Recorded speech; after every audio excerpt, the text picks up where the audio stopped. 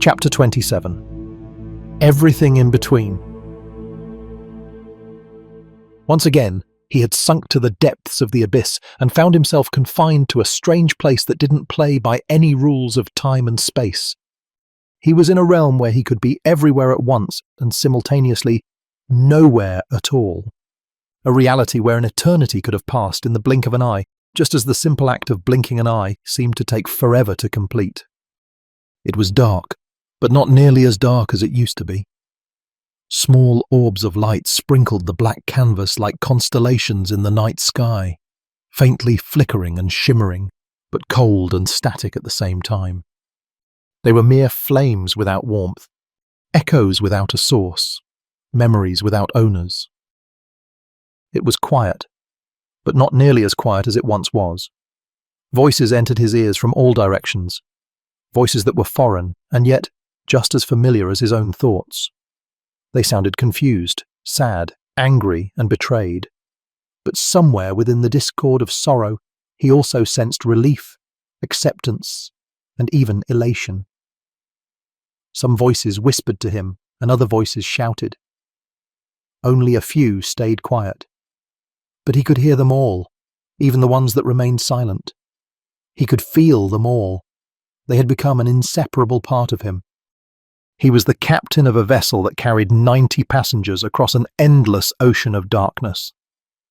And although the vessel was only drifting through the void without any direction, each passenger demanded a course to a specific orb of light from him. Even in this realm, he wasn't in control of his own ship, so he surrendered the steering wheel to the passengers and simply let the voice with the strongest pull guide him to his next destination. I am telling you, bro, after this job, we'll be famous beyond comprehension. Can you even imagine? We're going to be the very first people to leave their footprints on unknown lands. Fucking pioneers braving new frontiers and all that. Do you understand what that means? The Queen will have no choice but to reward us. Man, I don't know, Flint. It's so like you to make this whole expedition sound like a leisurely stroll down the flower gardens, while in fact we have no goddamn clue what we're getting ourselves into. No one has set foot on the northern soils before, man. Ever. And I'm willing to bet that's for good fucking reasons, too. Do you understand what I'm saying? Why do you think it's still called the unknown realm, huh? I mean, we all know it's out there, so why hasn't anyone laid claim on it already? Oh, Rocky, come on! No, don't you come on me, Flint. We need to think this shit through, man. What if they're hostile, huh? For all we know, they could be mindless savages who will tear us apart at the first opportunity and feast on our flesh like some godforsaken cannibals. Flint chortled at the childish remark. Yes, you are right. And I'm sure monsters will come out at night to lure you into the abyss as well. He sighed. Look, don't you think you're being just a little bit too imaginative? It goes without saying that the expedition comes with risks. Of course it does. But cannibals, Rocky? How do you even come up with that shit? Man, I'm serious, Flint. We could very well end up dead if we're not careful enough, you know? I mean, take a look around and tell me why else you think we're surrounded by a company full of soldiers. Flint flung his arm around his brother's neck and waved off the concerns with a lazy flick of his hand. Oh, Rocky, Rocky, Rocky. Always the pessimist. This is exactly why no girl would ever let you splatter your paintbrush on their canvas, bro. He chuckled and patted Rockford on the chest. The soldiers are here to ensure we don't end up dead, of course. How about you take a look around and tell me what you see? Have you even noticed what everybody's wearing? These ain't no ordinary chumps, my dear brother. These are Queen Rosa's dragons, top of the goddamn food chain. If they can't guarantee our safety, no one can. Rockford flicked Flint's hand off his chest and scoffed. Man, they ain't no fucking dragons. Are you blind or something? You see that girl over there? He flung his finger across the camp and landed on a petite woman with strawberry blonde pigtails. That's Luna Grayfin from school back in the day. Remember her? Oh yeah, misty-eyed Luna. Flint rubbed his lips to cover his smirk. My, she turned out fine. Agreed, Rockford said, uneasily clearing his throat. But also completely beside the point. She ain't no dragon is what I'm trying to say. Man, she ain't even a soldier, Flint. Luna Grayfin is just a motherfucking tavern wench. Hey, watch your mouth. Flint rebuked, smacking his brother on the head. Don't you disrespect Mom or Luna's fine succulent ass with that shit, bro. He kept his eyes firmly set on Luna's peachy backside and moistened his lips. Which tavern are we talking about here? Just fucking look at us! Rockford continued, stretching his black leather armor, not nearly finished with his rant. They even made us wear their goddamn uniform. Or do you think that we're dragons as well all of the sudden? Man, this is such bullshit, Flint. I ain't no goddamn soldier. What exactly are you trying to say, Rocky? We all wear the same colors. So what? It's probably just a solidarity thing. You know how those army folk are. Do you remember Dad? He was always obsessive about shit like that. Yeah, and look where that got him in the end. I'm telling you, he would fucking die again if he saw us. A bunch of civilians desecrating the holy uniform. And you know what? I wouldn't even blame him. For fuck's sake, man, I am a goddamn botanist and you are a goddamn historian. We are scholars, not soldiers. We shouldn't be wearing these. Damn, bro, you just keep disrespecting our parents like that, huh? Flint sucked his teeth and shook his head, but immediately flashed a bright grin when he saw a familiar face on the other side of the camp. Hey, Clay! He shouted and nudged his brother with an elbow. See, Rocky? Nothing to worry about, yeah? At least some of them actually are dragons. A tall, handsome man with golden curls answered the enthusiastic wave with a single flick of his chin and approached the brothers with a grin of his own. Well, well, well, he said in a voice smooth as butter. If it ain't the White Lake brothers. I was really surprised to see your names on the roster and figured it must have been a joke some of my subordinates played on me, but no, here you actually are. Never thought to see you eggheads dressed up in the fine leathers of Morales. Some might even mistake you for warriors. He laughed, but was the only one to do so. Anyway, you two finally decided to forsake your books and dutifully serve the greater good, have you? Flint tugged his shirt and chuckled. Yeah, that's right, Clay, for the cause and all that. You don't suppose this expedition could have any chance of success without including at least a few people with working brains, do you? Yeah. Well, if brains were what we needed, we never would have allowed the two of you on board. You guys must be the dumbest geniuses I've ever met. Ha! Flint exclaimed. We actually prefer to be called the smartest idiots, thank you very much. Clayton held on to a straight face for a while, but ultimately burst into laughter. Come here, he said, and gave the brothers a tight squeeze. So good to see you little shits here. It's been too long. Ever since your pops passed away, it just didn't feel right to drop by unannounced any longer, you know? He heaved a sigh and put a hand on Flint's shoulder. Anyway, it looks good on you, my man. He would have been proud to see you like this. No, he wouldn't, Rockford mumbled. Flint took a deep breath and mouthed some unintelligible words to the sky. Clay, can you please tell my baby bro that he, too, looks absolutely dashing in his armored shirt and that the expedition will be as safe as a morning stroll down the shithouse? He laughed theatrically and roughed up Rockford's hair to a messy pile of hay. Clayton only joined in with a slight chuckle. You're nervous, Rocco. It's nothing like that, Clay, Rockford said, meticulously restoring order atop his scalp. I just don't understand why civilians are forced to wear uniforms. And not just regular uniforms either. We're all dressed as royal guards, for crying out loud. Clayton snorted with laughter and put his hand on Rockford's head, once again throwing the hair into disarray. That's what's bothering you, Rocco. We are about to embark on a journey into the great unknown, and you worry about the colors you're wearing? See, that's what I said. Flint loosened his braces and clumsily attempted to restrap them in the same way Clayton did his. Well, Rockford mumbled. Why are we wearing dragon skin then?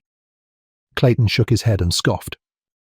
Come here, you moron. Let me help you with that, he said to Flint after seeing him struggle with the arm guards. You have nothing to worry about, he said to Rockford. We are all in good hands. We should be honored that Lord Jack himself has decided to lead this campaign. Am I supposed to know who that is? Rockford responded sharply, very aware of the fact that his question had been dodged. What? Flint said, slapping his baby brother across the chest. Rocky, come on, bro. Don't embarrass yourself like that. Slackjaw is our national fucking treasure. He is like the Aisha Celestine of Morales. Clayton delivered a vicious smack to Flint's head. Ava's tits, man! Are you suicidal or just plain stupid? Don't ever let the captain hear you call him by that name. Flint chuckled apologetically and nursed his throbbing scalp. Right. My bad, Clay. And who the fuck is Aisha Celestine? Rockford blurted out, visibly getting more agitated with every passing second. Who the Flint began, but was too offended by his brother's ignorance to even finish his sentence. You know what, Clay? I take back what I said. He really is the dumbest genius in Vicaris. Aisha Celestine is regarded as a goddamn goddess in all of Aiden, bro. How have you never heard of her? I bet if she was a plant, you would have known. Fucking songs and paintings have been dedicated to her, you ignorant fool. He shook his head in disappointment. Can you believe this fucking guy that I'm forced to live with, Clay? Clayton snickered. Be careful who you choose to worship, Flint. O'Neara may not be our friend for much longer. He whistled sharply with fingers between his teeth and made a few circles in the air with his other hand. A group of soldiers near the horses immediately scattered from a campfire and ran off to the tent of the captain. Wait, what's that supposed to mean? Flint was feeling a bit on edge all of the sudden, but Clayton was too busy signaling orders to his subordinates to hear his question. Right, gents. Clayton said when he turned his attention back to the Whitelake brothers. We head out in about 30 minutes. So if you need to take a shit or milk some cows, now would be the time to do it. We're not taking any more breaks until we get to Doriva. What's Doriva like, Clay? Flint asked.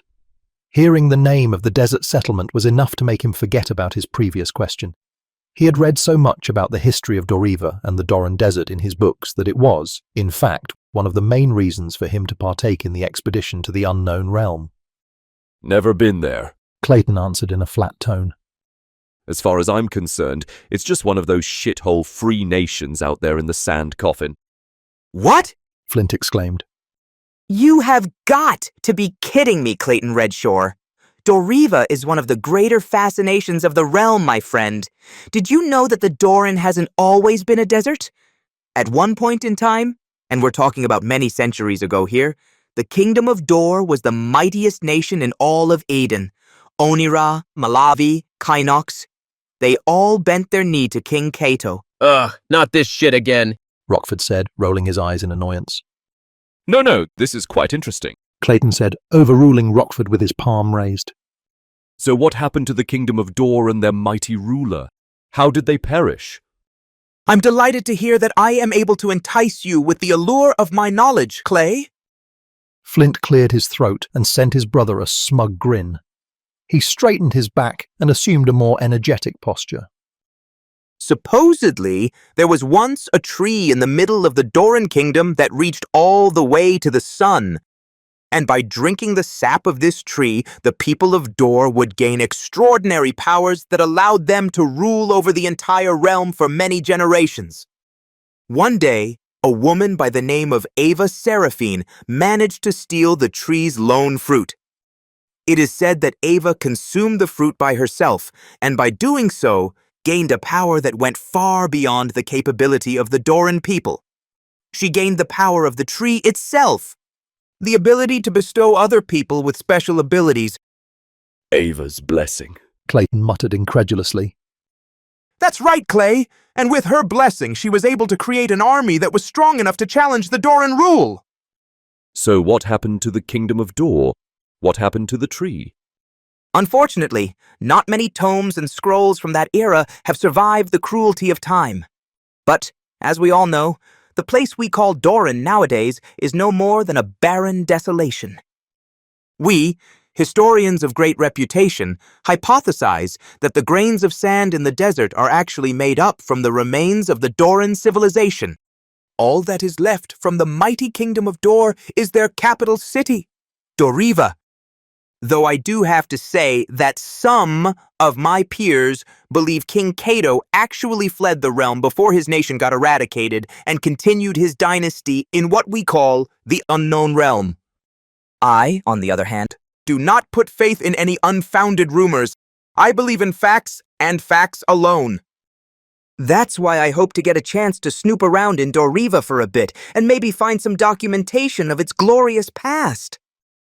Clayton arched an eyebrow and stared at the White Lake brothers with a dubious expression on his face. Right.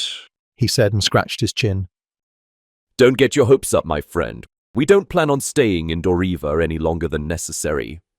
The captain has struck a deal with their leader, Sekiro, Sokuki, Soloko, something, whatever. I can never remember those Malaki names. Supposedly, we are only granted passage through the mountains if we bring along some of their people. Are you saying we will be joined by some unknown Dorivans? Rockford blustered. How many? Are they soldiers or scholars? Can we even trust them? Man, why would the captain accept such a deal? Politics, my friends. Clayton said with a shrug. Not a thing for a soldier like me to think about. Flint scoffed. No doubt they want a slice of the pie once everything's done baked and glazed. Lieutenant Clayton! Someone called out from a distance. Clayton turned around and immediately performed a respectful bow upon seeing a man who had skin color that was as dark as a moonless night. Captain Jack, he said solemnly. Suddenly, everything came to a complete standstill. Flint, Rockford, Clayton, and all 200-something people that were scattered across the camp turned to motionless statues, completely frozen in time. The entire world slowly ebbed to an ominous darkness. Only the captain remained. Only Jackdaw Blackshaw still existed as a solitary beacon of light, smiling a radiant smile. The white of his teeth shone brightly like the moon as the sole celestial body in the nocturnal sky. Tick, tick, tick. He was tapping his long fingernails on a strange object he held in his other hand. Tick, tick, tick, tick, tick, tick, tick, tick, tick. His smile intensified as he kept tapping his fingers. Tick, tick, tick. Each tap of his finger sounded like a shot fired from a cannon. And then he stopped. Everything stopped. Jackdaw was gradually turning into a stone statue. Cracks were starting to appear on his face, tearing up the skin like a desiccated landscape. Only his smile remained unscathed. I found you, he said in a sing-song voice without moving his lips. A sudden gust of wind blew past, sweeping away a crumbling figure of Captain Jackdaw, and leaving behind only the emptiness of the void. Cato was floating in the midst of the flickering lights that hovered around him. I found you, he mumbled without any conscious thoughts as he was slowly being pulled toward an orb that seemed to turn red as he came closer. Jackdaw, The red light whispered to him. Jackdaw, Jackdaw, Jackdaw. The voice grew louder as Cato drew near, and louder still until it became indistinguishable from his own thoughts. Jackdaw, Jackdaw, Jackdaw. The toxicity of the voice seeped into his mind, and he could feel every particle of his body ready to explode in rage. His sudden lust for blood turned the entire realm into a crimson cloud. Jackdaw, Jackdaw, Jackdaw. He screamed along with the angry voice as he got swallowed into the orb of pure hatred. His name was Ant, short for Antonius. Not that anyone ever called him by his full name. Not his friends, not his brothers, not even his own mother. So, when Captain Jack called for Antonius all of a sudden, the thought that he was being summoned never even crossed his mind. He found himself in the dungeon underneath Val Roca, the Red Fortress, hidden behind a stack of crates. He was ordered to sneak in, hours before a meeting between his captain and Saraki would take place. His objective was to eliminate the so-called Doran King, leaving Doriva without leadership. That should considerably ease the annexation of the city afterward. The captain had assembled a party of over 200 people for this mission. Only half of them were soldiers, and out of those people, barely a fifth could be counted as elite warriors. But the captain came up with the brilliant idea to have every single member of the party dressed as dragons. And as history had already shown before, a group of 200 elite-trained warriors, bestowed with Ava's blessing, was enough to tear down any city in the realm. No one with half a brain cell would try to resist such a force. Finally, after having waited through lunch and dinner, the dungeon entrance opened with a squeaky complaint. He held his breath and lowered himself to the ground without making a sound. All that was left to do was to wait for the command from his captain. That is quite a hefty price you're asking, Saraki. He heard Jackdaw say as they walked past the stack of crates and stopped in front of the prison cell at the end of the hallway. My associates are serious people, Jack. Saraki's voice was raspy and harsh, but surprisingly sympathetic. Everyone understands how talented you are, but we need to be convinced of your commitment to our goal. Jackdaw scoffed. Our goals are the same, Saraki. My commitment shouldn't be in question. What's with that face, Jack? It's nothing personal. You know that. I have nothing but love for you. Ant was peering through the cracks of the crates and saw the two dimly lit figures talking about things he didn't understand, but he trusted his captain's judgment with every fibre of his being. Jackdaw Blackshaw was the future of Morales, and Ant was prepared to follow him to hell and back. How does it even work? Jackdaw said, carelessly rattling the steel bars with a dagger. Saraki shrugged. Can't say that I fully understand the science behind it. But then again, I have never been one to question the brilliance of artists. If it works, it works. Is the guy from Malachi really capable of such things? Well, it's more of a collaborative effort, really. Jin is gifted, don't get me wrong. But without the Red Bird and the others, this technique wouldn't work quite as well. The Red Bird? What's that supposed to mean? Saraki laughed. It wasn't a pleasant sound, but rather like a bunch of sharp rocks grinding against each other in a metal casing. You'll meet her soon enough, he said. And when you do, make sure you don't upset her. Great. She sounds like a bundle of joy. Saraki started tapping his lips with a finger. What? I'm not sure if she's even capable of emotions. Jackdaw stared at Saraki with an apprehensive expression stuck to his face. It looked like he was about to inquire more about this Red Bird, but seemed to change his mind at the very last second. Anyway, he said instead. Am I to understand that the technique works now? Ant could hear the excitement in his captain's voice and didn't like it one bit. Something felt off, as if everybody were in on some elaborate joke except for him. He slowly inched his hand toward the spear on his back and readied himself to jump out of concealment at any given moment. But through the cracks of the crates, he saw that the captain inconspicuously signaled him to hold his position. Why don't you see for yourself? Saraki grabbed a key from his pocket to open the cell door. Jackdaw took a hesitant step backward. I can see it just fine from here, thank you. Saraki burst into his unpleasant laughter once more. Nonsense, Jack. Come in here and marvel at our masterpiece.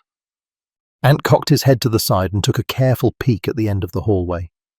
He was cursing himself that he hadn't taken precautionary measures to see if the cells were empty when he sneaked past them, but he never heard a single sound in the few hours he had since spent in the dungeon, and simply assumed he was down there by himself.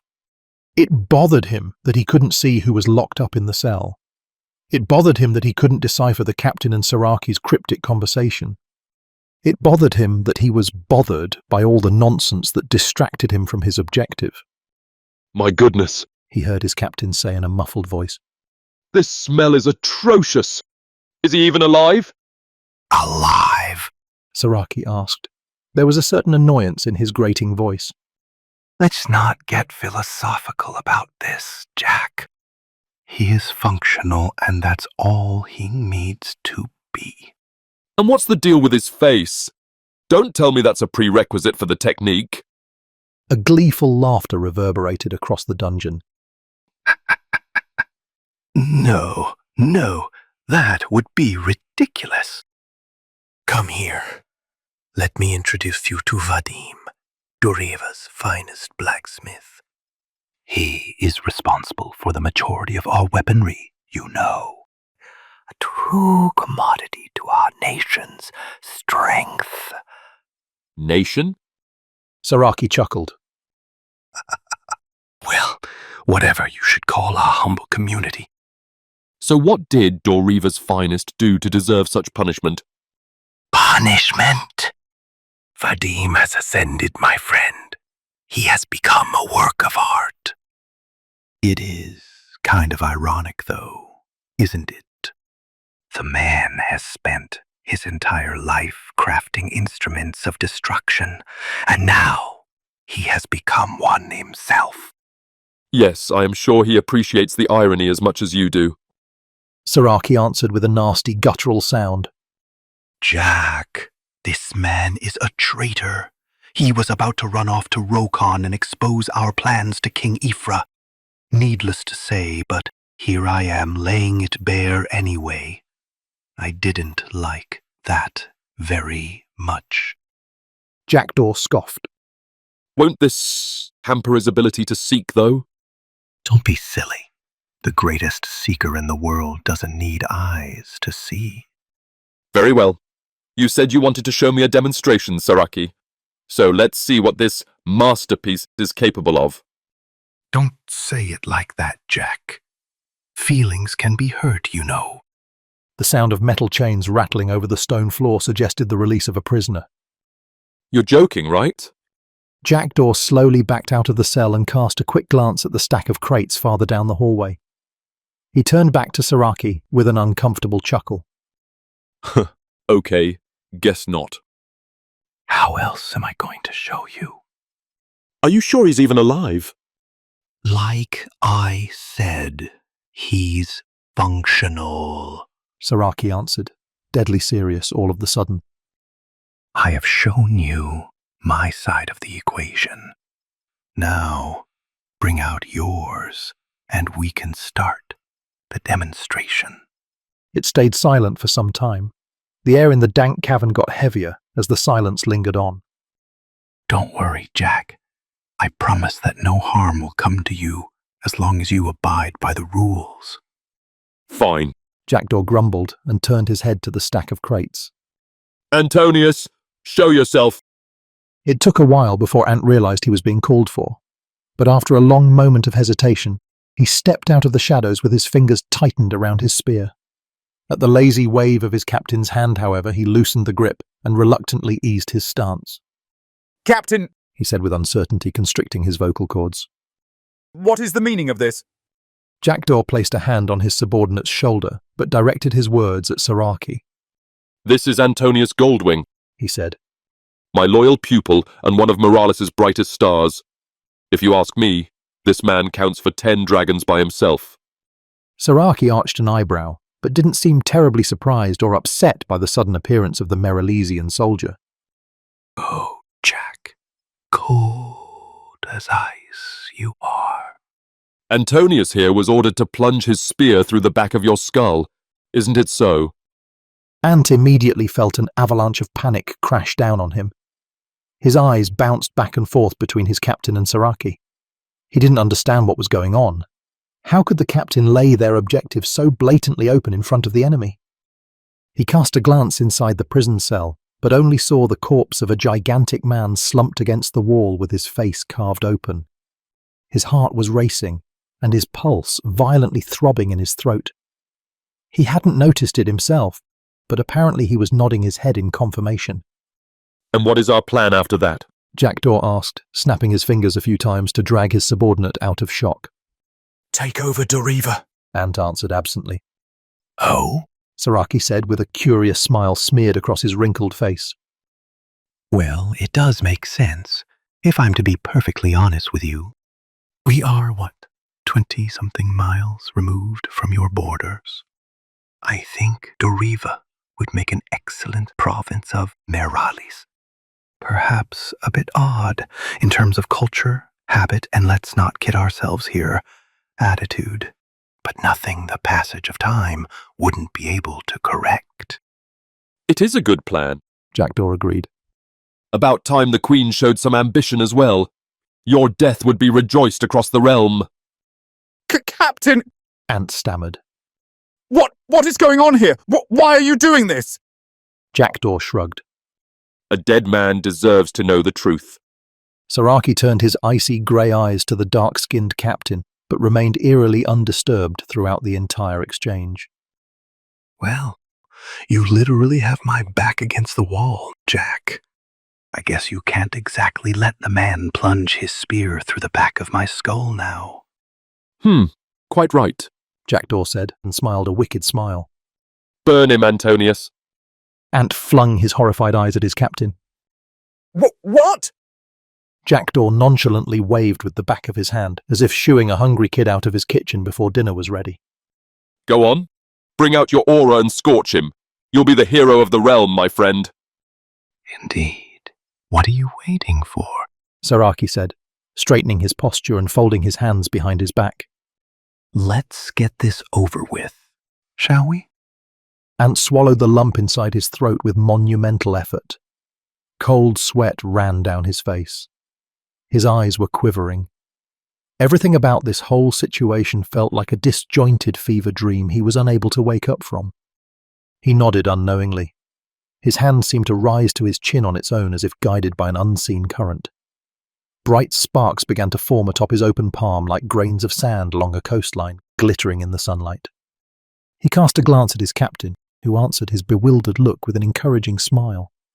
And just as he pouted his lips to send off the sparks in a blazing cloud, he heard a set of heavy footsteps storming out of the prison cell. He turned his head in surprise, but got tackled to the ground before he could process what he was actually looking at. All of the sudden, he was pinned to the cold granite floor, unable to move, mounted by a mountainous man who was at least twice as heavy as himself. He turned to his captain for assistance, but Jackdaw was barely paying any attention to him. Even seeing it for myself, I still don't understand how this technique works. Jackdaw said, studying the struggle at his feet with his chin cupped between thumb and forefinger. Was Vadim always a seeker? Well, I'm not the one you should be talking to if you're hoping to find definitive answers, Saraki said, and casually leaned on the blacksmith, adding to the weight that was crushing Ant. Ask Jin if you meet him. He is the conductor that binds all the abilities together. But if you wish to study the technique for yourself, I suggest you stick around in Doriva a little while longer. I trust you have informed Onira about my suspicious activities already. Naturally. Then I'm sure Onira will send a team to investigate this place soon enough. They just love playing heroes of the realm, don't they? With a bit of luck, they may even send the one that we're after. The one that you're after. Jackdaw corrected. I have my eyes on another prize. Saraki laughed. You want the big bird, don't you, Jackdaw? Captain, please. Ant groaned as he tried with all his might to keep the blacksmith from chewing his face. Jackdaw stared back at his subordinate with ice-cold indifference. Stop resisting, Antonius. You're about to become a work of art. But I'm afraid you do have to sleep first.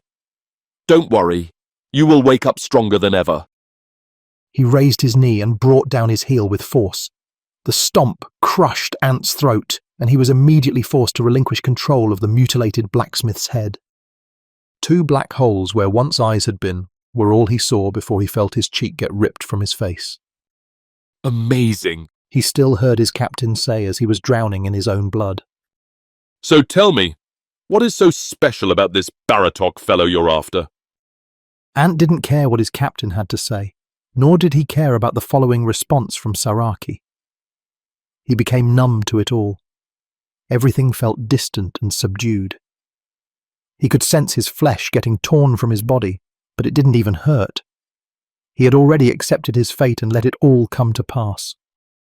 His eyes were fixed on the man he had admired for such a long time, the man he would have happily given his life for. But not like this. He was betrayed. One way or another, he would find the means to make Jackdaw Blackshaw pay for what he did. They say he is the son of the sunset, born from the womb of darkness. I know. It must sound very cryptic and abstract to someone as youthful as you, my friend, but believe me when I say that the acquisition of young Cato is a matter of utmost importance to the Emperor. You'll meet him too once everything is set in motion. Saraki laughed a vile laughter. It was the very last thing Antonius Goldwing ever heard before he was trapped inside the womb of darkness forever. Centuries must have already passed since he entered the abyss. Most lives he lived through were similar to dreams, eroded by the passage of time until they were all but forgotten.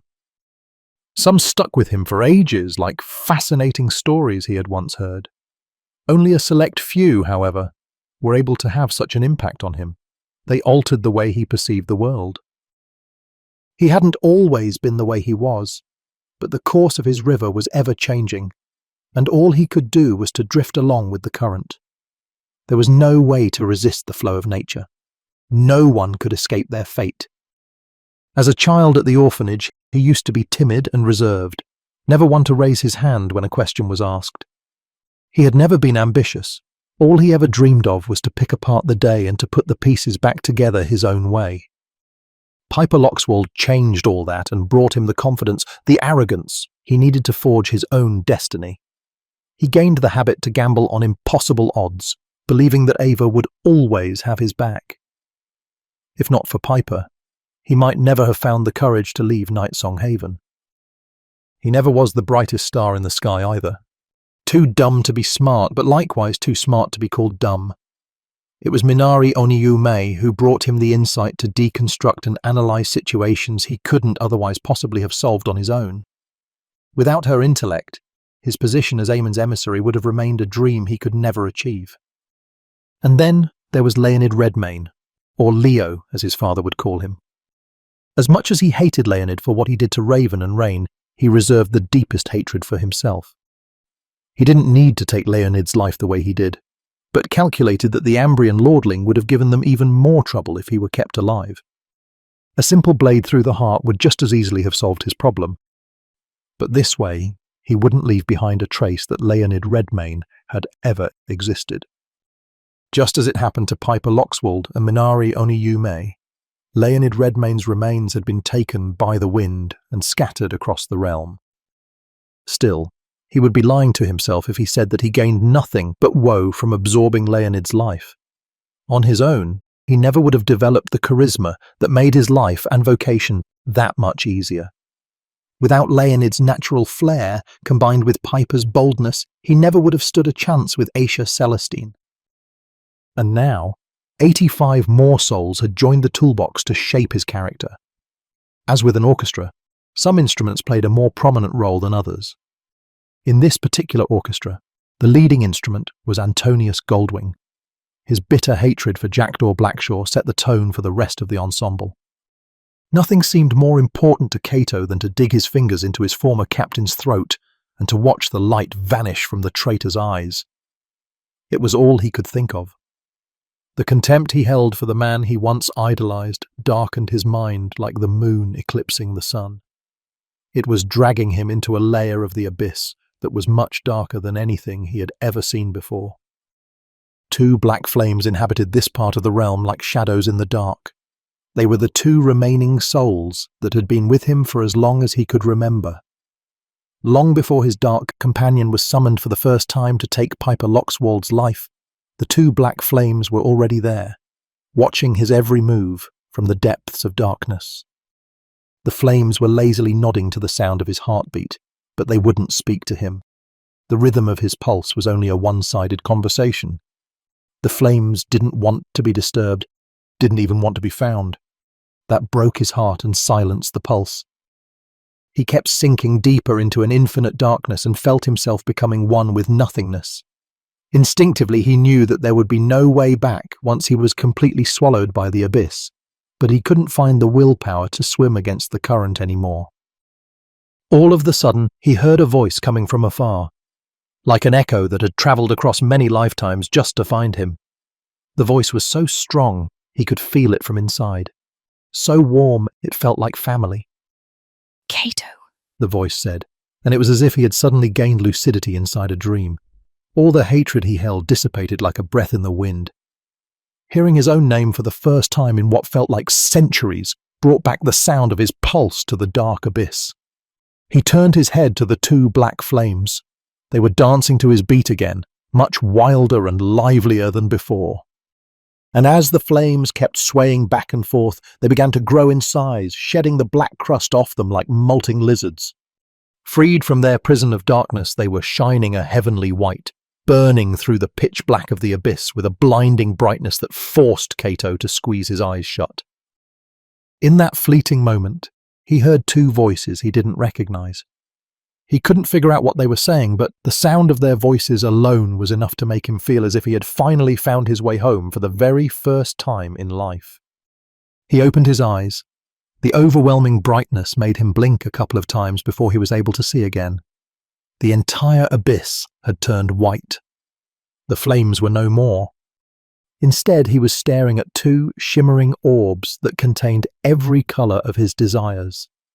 They were green, gold, bronze, aquamarine, and everything in between. He slowly drifted toward the colorful orbs that would guide him out of this realm. He was ready to become Cato Knight again. He was ready to return home.